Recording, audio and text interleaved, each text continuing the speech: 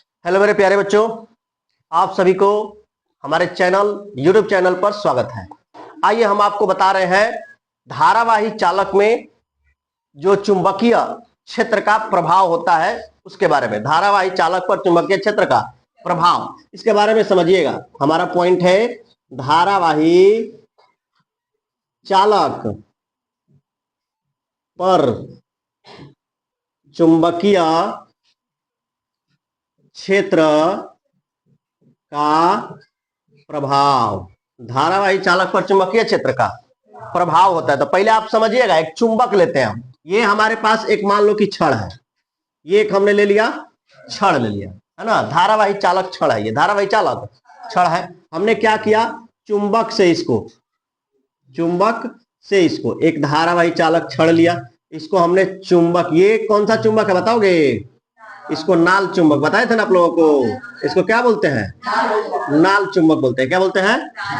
नाल चुंबक में हमने इसको क्या कर दिया, ऐसे लटका दिया। ऐसे क्या कर दिया, इसको लटका दिया है। बैटरी से ऐसे क्या कर दिया, कनेक्ट कर दिया है। बैटरी से कनेक्ट कर दिया है हमने इसको। समझिएगा ध्यान से, ये है आपका नाल चुंबक। ये आपका एक छड़ है जिसको हमने क्या कर दिया है, ये N है और ये S है, ये है आपका S।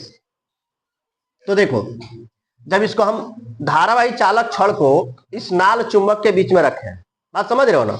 हम क्यों रखे हैं? क्योंकि ये नाल चुंबक है और चुंबक के बीच से ही हमको इसमें चुंबक के बारे में अध्ययन करना, चुंबकीय क्षेत्र के बारे में जानना है कि इस छड़ पर, ये जो धारावाही चालक छड़ है, इस छड़ पर, यह धारावाही चालक पर चुंबकीय क्षेत्र का क्या प्रभाव हो रहा है, इसका क्या सेंस आ रहा है। तो देखो ध्यान से, इसमें दो बातें आती हैं। जब धारावाही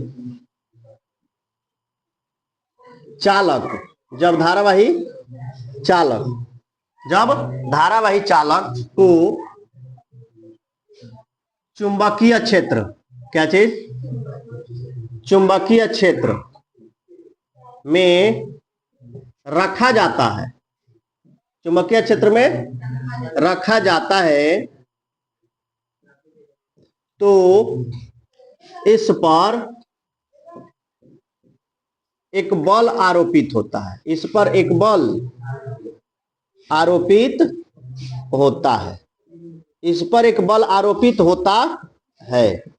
अब रह गई बात, पहली बात, कि जब हम इस धारावाही चालक को छड़ चुंबक के, यानी छड़ चुंबक के बीच में रखते हैं, धारावाही चालक वही चुंबकीय क्षेत्र के अंतर्गत इसमें हम इसको बीच में स्थापित करते हैं, तो क्या होता है, जब धारावाही चालक को चुंबकीय क्षेत्र में रखा जाता है तो इस पर एक बल आरोपित होता है। मतलब इस चुंबकीय क्षेत्र के अंतर्गत इस पे एक बल आरोपित होता है। ये बल जो है दिशा के ऊपर डिपेंड करेगा, ऊपर या नीचे। बात समझ रहे हो ना। यदि मान लो कि इसकी दिशा ऐसे है सीधा, तो बल ऊपर की तरफ, और ये उल्टा दिशा में यदि आ जाए तो बल क्या हो जाएगा, नीचे की तरफ लगेगा। तो दूसरी बात क्या आती है इसमें, कि दूसरी बात, एक बल लगता है, लेकिन जो बल लगता है वो बल की दिशा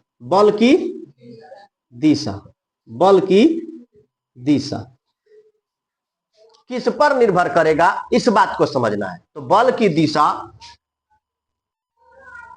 चुंबकीय क्षेत्र, बल की दिशा उसके चुंबकीय क्षेत्र की दिशा, बल की दिशा चुंबकीय क्षेत्र की दिशा तथा चुंबकीय क्षेत्र की दिशा तथा इसमें आरोपित विद्युत धारा, आरोपित विद्युत धारा, ध्यान देना बात को, आरोपित विद्युत धारा, आरोपित विद्युत धारा, चुंबकीय क्षेत्र की दिशा तथा आरोपित नहीं, प्रवाहित विद्युत धारा की दिशा पर निर्भर करता है, तो ये बात समझ में आई आप लोगों को। हमने क्या बोला, धारावाही चालक पर चुंबकीय क्षेत्र का प्रभाव क्या होता है। तो ये धारावाही चालक है, धारावाही, इसमें से करंट प्रवाहित करेंगे, करंट प्रवाहित करेंगे। और ये आपका नल चुंबक है, नाल चुंबक है। ये नाल चुंबक के बीच में इसको लटकाया गया है। तो इसमें जो बल आरोपित होगा, इस धारावाही चालक पर जो बल आरोपित होगा वो निर्भर किस पर करेगा? तो ये जो चुंबक है और इस चुंबक के द्वारा ये जो क्षेत्र इसमें जनरेट होगा ना, इसमें चुंबकीय क्षेत्र, तो इस क्षेत्र के ऊपर मानी क्षेत्र की दिशा, चुंबकीय क्षेत्र की दिशा और इसमें जो प्रवाहित विद्युत धारा है इसकी दिशा के ऊपर निर्भर करता है बल की दिशा। बल की दिशा, बात समझ में आ गई? अब क्या हुआ, आगे चल करके एक व्यक्ति है जिनका नाम है फ्लेमिंग। क्या नाम है? फ्लेमिंग। फ्लेमिंग ने अपना एक नियम दिया। फ्लेमिंग ने अपना एक नियम दिया और वह नियम किस पर आधारित था? चुंबकीय क्षेत्र की दिशा, चुंबकीय क्षेत्र की दिशा और प्रवाहित विद्युत धारा की दिशा के आधार पे था। तो उन्होंने बल की दिशा के लिए एक नियम दिया, बल की दिशा के लिए एक नियम दिया और उसी को बोलते हैं फ्लेमिंग का वाम हस्त नियम। फ्लेमिंग का वाम हस्त नियम। तो आप लोग फटाक से इसको नोट करेंगे, उसके बाद हम आ जाएंगे फ्लेमिंग के वाम हस्त नियम पे। जल्दी से नोट करिए आप लोग।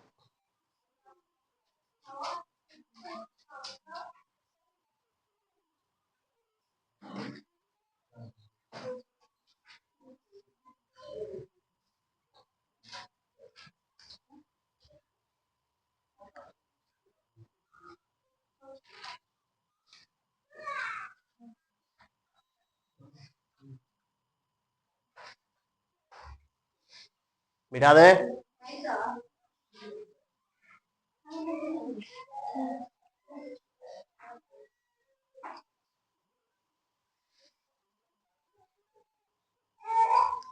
तो देखिए जरा, हम आपको बता रहे हैं फ्लेमिंग के वाम हस्त नियम क्या कहता है। पहले इसके बारे में समझेंगे। फ्लेमिंग का वाम हस्त नियम, वाम हस्त नियम ये क्यों, क्या कहता है?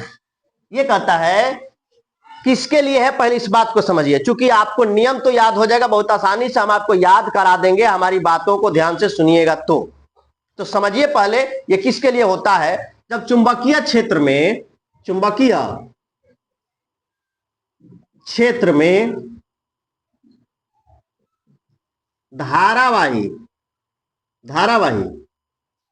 चालक पर, धारावाही चालक पर आरोपित बल की दिशा, बल की दिशा का निर्धारण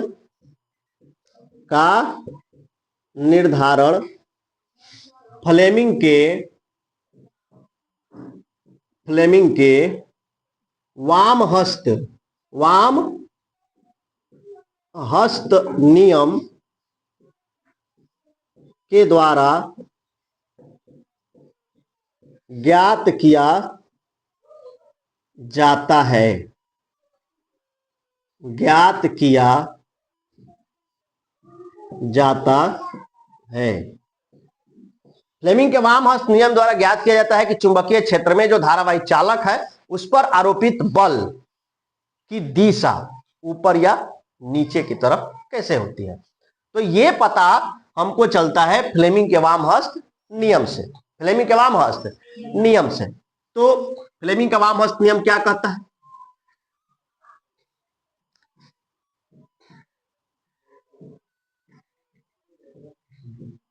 फ्लेमिंग का वाम हस्त नियम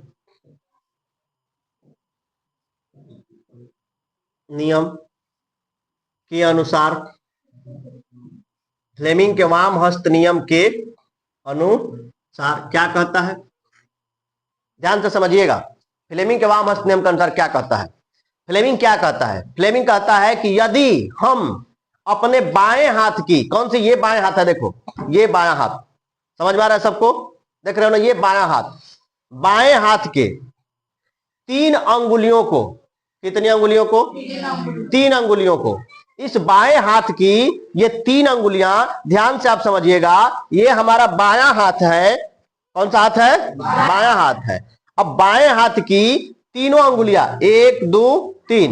इन तीनों अंगुलियों को लंबवत, परस्पर लंबवत, परस्पर लंबवत यानी कि 90 डिग्री, कितना 90 डिग्री पर इस प्रकार फैलाई जाए, इस प्रकार फैलाई जाए कि तर्जनी, ये तर्जनी है, कौन सी है ये वाला कौन सी है, तर्जनी चुंबकीय क्षेत्र, तर्जनी चुंबकीय क्षेत्र की दिशा, तर्जनी चुंबकीय क्षेत्र की दिशा मध्यमा विद्युत धारा की दिशा दर्शाती है। तर्जनी चुंबकीय क्षेत्र की दिशा मध्यमा विद्युत धारा की दिशा दर्शाती है, तो अंगूठा बल की दिशा को व्यक्त करता है, अंगूठा बल की दिशा को व्यक्त करता है। समझ में आई बात, समझ में आ गई बात।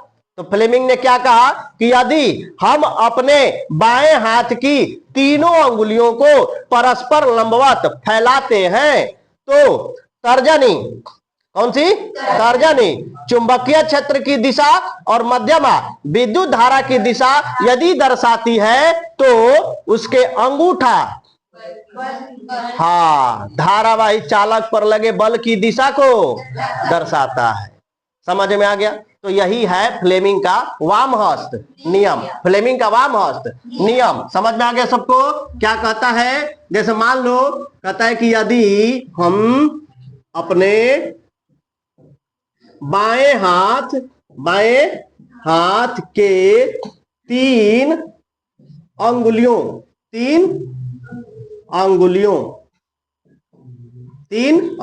कौन कौन सी, तर्जनी, मध्यमा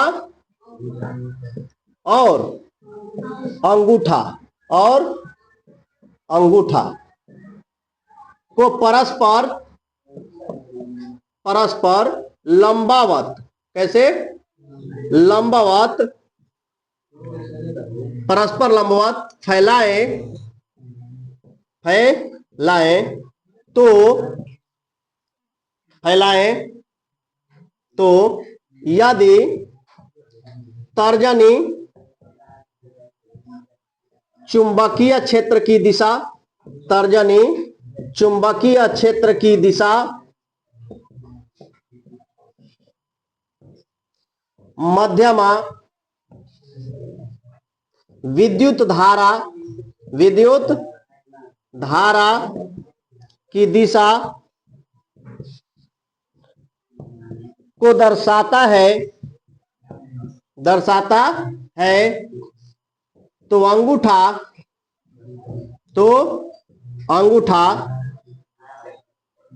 धारावाही चालक पर आरोपित बल की दिशा को निरूपित करता है, बल की दिशा को निरूपित करता है या व्यक्त करता है, बल की दिशा को निरूपित या व्यक्त